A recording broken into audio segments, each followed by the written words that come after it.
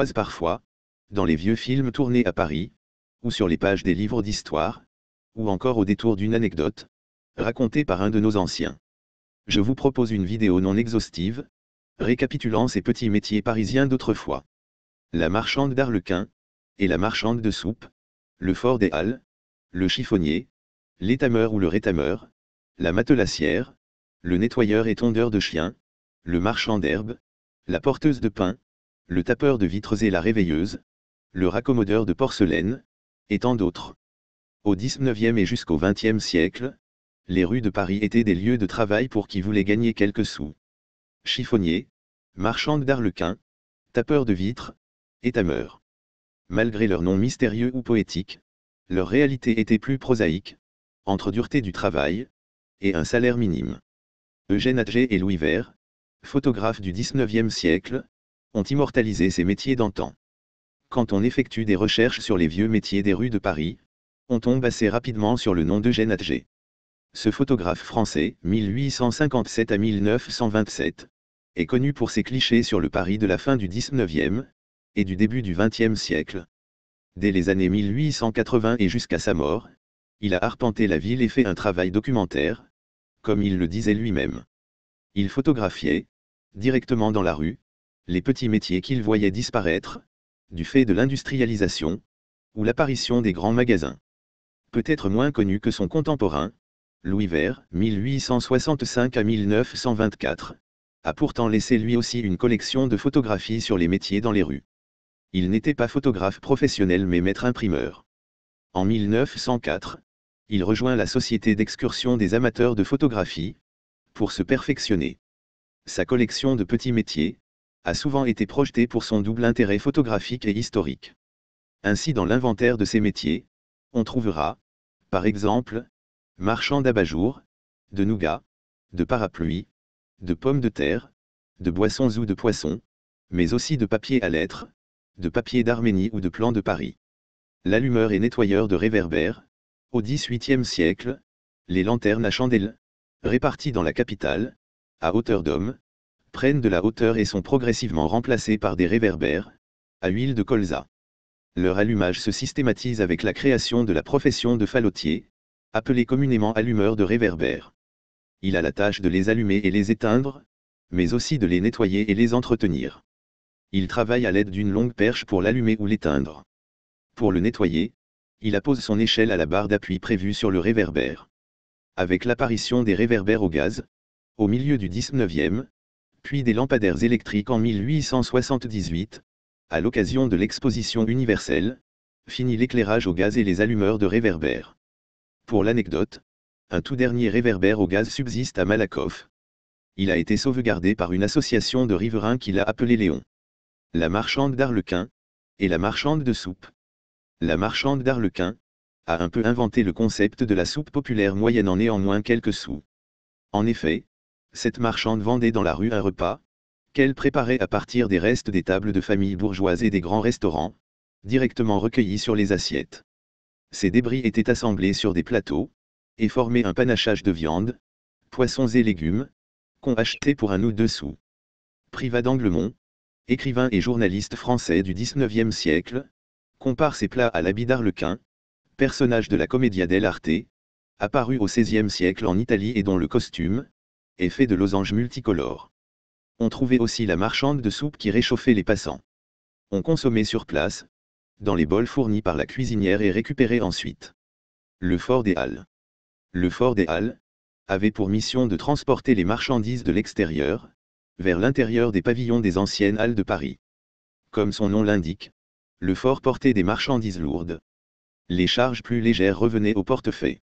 Les forts étaient reconnaissables à leurs grands chapeaux de cuir, avec une calotte de plomb pour protéger le crâne. Ils étaient très considérés et avaient l'honneur de porter le muguet au président de la République, chaque 1er mai. En mars 1969, le transfert de l'activité des Halles, vers le marché international de Rungis, sonne le glas de leur corporation. Le chiffonnier. Le chiffonnier n'avait pas très bonne presse, considéré comme sale et vivant dans les déchets. Cependant, c'est un des premiers recycleurs. En effet, le chiffonnier arpentait les rues, muni de son crochet, afin de dénicher dans les ordures ménagères qui étaient alors jetées dans la rue, des objets réutilisables susceptibles d'être revendus. Au XIXe siècle, le chiffonnage prend un tel essor, qu'une ordonnance de police est rédigée par Louis-Marie de Bellême, préfet de police de Paris. Désormais, le chiffonnier est assujetti au port d'une médaille délivrée par la préfecture de police et devient une profession à autorisation. Le 24 novembre 1883, le préfet de la Seine, Eugène-René Poubelle prend un arrêté relatif à l'enlèvement des ordures ménagères, en imposant des boîtes à ordures, à chaque occupant de logement. L'arrêté sonne la fin de la possibilité de jeter ses ordures dans la rue, annonce les débuts de l'industrialisation du recyclage et met à mal le métier de chiffonnier. L'étameur ou le rétameur. Le métier d'étameur et de rétameur consistait à préparer et réparer les ustensiles métalliques. L'étamage est l'action de déposer une couche d'étain, d'un autre métal, ou d'un alliage, sur un ustensile, casserole, couvert, clou, bouton afin d'en empêcher l'oxydation. Le rétameur quant à lui enlevait l'ancien étain, afin de le refaire à neuf. Il rebouchait les trous des fonds de casseroles et ustensiles en fer blanc. L'étameur ou rétameur, chargé sur son dos et ses bras de multiples ustensiles, pour aller ensuite se poser à un endroit pour y effectuer son travail. La matelassière. Comme leur nom l'indique, les matelassières, ou matelassiers, confectionnaient ou réparaient les matelas. Les matelas étaient fabriqués avec de la laine et une toile à matelas. Ils avaient tendance à se tasser. Le travail du matelassier était alors de nettoyer la laine, éventuellement la changer et lui redonner du volume. Ce métier était le plus souvent installé en plein air du fait de la poussière. À Paris, les matelassiers se retrouvaient sur les quais de la Seine, car leur matière première, laine, crin, plume, arrivait par bateau. Mais ils devaient demander une permission au commissaire du quartier, sous peine d'amende, pour carder les matelas, battre la laine ou le crin. Le nettoyeur et tondeur de chiens. Les salons de toilettage pour animaux de compagnie sont une invention du XXe siècle. Si on avait un chien, à Paris, c'est au bord de la Seine qu'on allait confier les soins de son toutou. Des hommes y tondaient les chiens avec des appareils manuels puis les lavaient dans le fleuve. Cette activité était encore d'actualité au XIXe et au début du XXe siècle. Le marchand d'herbe? Non, ce n'est pas l'herbe à laquelle on pourrait penser. L'herbe dont on parle ici était aussi appelée mouron.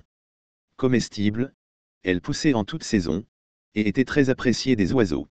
Dans les rues et les jardins publics, les marchands de mourons en vendaient en criant « Régalez vos petits oiseaux ». La porteuse de pain. Si ce nom évoquera aux littéraires et cinéphiles, le roman feuilleton éponyme de Xavier de Montépin, 1823 à 1902, véritable best-seller du XIXe siècle, adapté successivement au théâtre, au cinéma et à la télévision, le métier de porteuse de pain n'avait rien de très romanesque. Ces femmes, levées aux aurores pour arriver dès l'ouverture de la boulangerie, prenaient dans leur carriole, souvent portée à bout de bras, une provision de pain pour aller les livrer, avant le lever de leurs clients.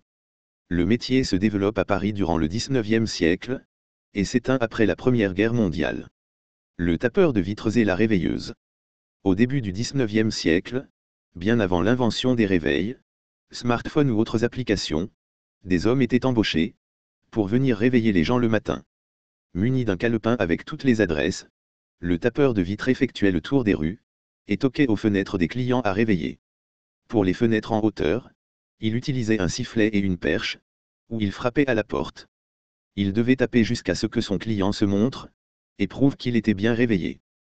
Très courant en Angleterre et en Irlande, les knacker-uppers étaient plus rares à Paris.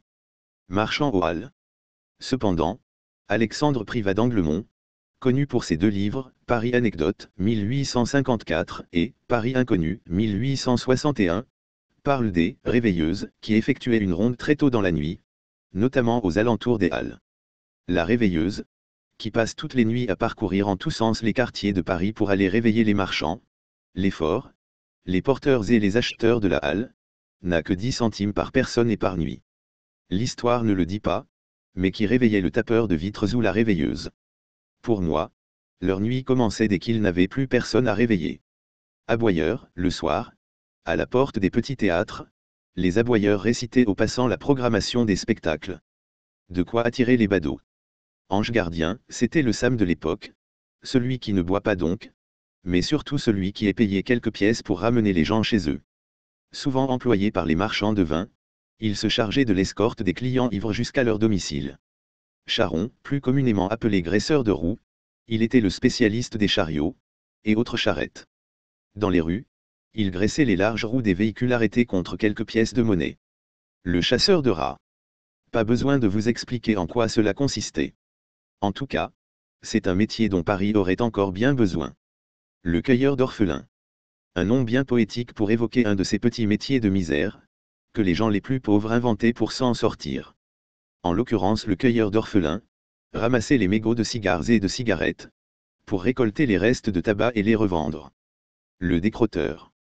À l'époque, nombreuses sont les calèches et donc les chevaux, à se déplacer dans la capitale. Qui dit chevaux, dit crottin. Et on n'est pas sûr que marcher dedans porte bonheur. En tout cas, ça comblait les décrotteurs, installés sur les trottoirs, qui se précipitaient pour vous proposer de nettoyer vos chaussures crottées. La liseuse de pensée extra-lucide. Installée sur le trottoir, yeux bandés, cette Madame Irma d'antan, attirait les passants, en clamant de soi-disant oracles. Les Parisiens pouvaient la consulter au sujet de leur avenir contre un peu d'argent. Le loueur d'enfants. Un métier qui se rapproche plutôt de la truanderie. Tirant profit de la détresse de jeunes mères à la situation douteuse, non mariées. En fait, le loueur d'enfants se présentait comme une sorte de nounou, à qui les mères pouvaient laisser leur progéniture un après-midi, pour aller chercher du travail. Le problème ? Le malveillant sous-louait l'enfant à des mendiants, qui s'en servaient pour apitoyer les passants. La loueuse de sangsues. Pour 30 sous, la loueuse de sangsues vous installait ses petites bêtes sur le corps, dans un but thérapeutique. Sinon, elle les revendait aux apothicaires, les pharmaciens de l'époque. Elle pêchait les sangsues dans la Seine, en y laissant tremper ses jambes, jusqu'à ce que les bestioles visqueuses s'y accrochent. Le maltachier. Ce métier a existé, du Moyen Âge à la Belle Époque. Il suffisait qu'une charrette passe un peu trop près de vous par temps de pluie, et vous étiez éclaboussé debout. C'est là que le maltachier intervenait, muni de son savon à dégraisser, ou de sa pierre à détacher, pour vous débarrasser illico presto des vilaines taches. Le marchand d'attrape-mouches. Une ombrelle qui emprisonne les mouches, ça fait rêver non. C'est ce que vendait le marchand d'attrape-mouches. Dans un Paris autrefois infesté de petites bêtes volantes attirées par les crottins de chevaux et les déchets, il y avait de la demande. Le marchand de feu. Autre métier de misère. Ce dernier se promenait muni d'une petite lanterne, amoureusement protégée, et vous proposait d'allumer votre cigare ou cigarette, contre une petite pièce. Le marchand de plaisir. Au XIXe siècle encore, on pouvait entendre crier le soir, dans les rues de Paris, voilà le plaisir, mesdames, voilà le plaisir. Attention, on parle ici de petits gâteaux, rien de plus. Gâteaux qu'on appelait autrefois les oubliés, parce qu'il était si léger, qu'à peine avalé, on ne s'en souvenait plus. Le poinçonneur. Des Lilas ou d'ailleurs, son rôle était de cam postal et ticket, dans les transports en commun parisiens. Ce métier a disparu en 1973. Le ramasseur de crottes. Il est loin le temps des motocrottes.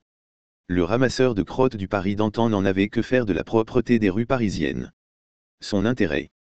Revendre les défections canines aux maroquiniers et mégissiers, qui les utilisaient pour polir le cuir. Seul hic, d'après un article de journal publié en 1926, ramasseur de crottes était un métier précaire. En effet, certaines saisons, au printemps notamment, les crottes de chiens manquaient d'acidité pour travailler le cuir. Le rémouleur. Vous avez toujours rêvé de pouvoir aiguiser vos lames et couteaux n'importe où. Au XIXe siècle, c'était chose facile. Le rémouleur ambulant permettait aux passants et restaurateurs d'affûter leurs ustensiles de cuisine n'importe où et n'importe quand. Paris en compte un, encore aujourd'hui. Le vendeur de journaux à la criée. Un peu comme les aboyeurs, ces vendeurs-là, souvent de jeunes garçons, scandaient les unes des journaux parisiens, pour mieux les vendre. Il en existe encore un, plus tout jeune, qui opère dans le quartier de Saint-Germain-des-Prés. L'illustration de cette modeste vidéo a été rendue possible grâce à la récente mise à disposition par Paris Musée, des œuvres conservées dans les musées de la ville de Paris. Les richesses documentaires de ces deux photographes sont en effet conservées au musée Carnavalet, Histoire de Paris, et sont pour certaines, en libre utilisation.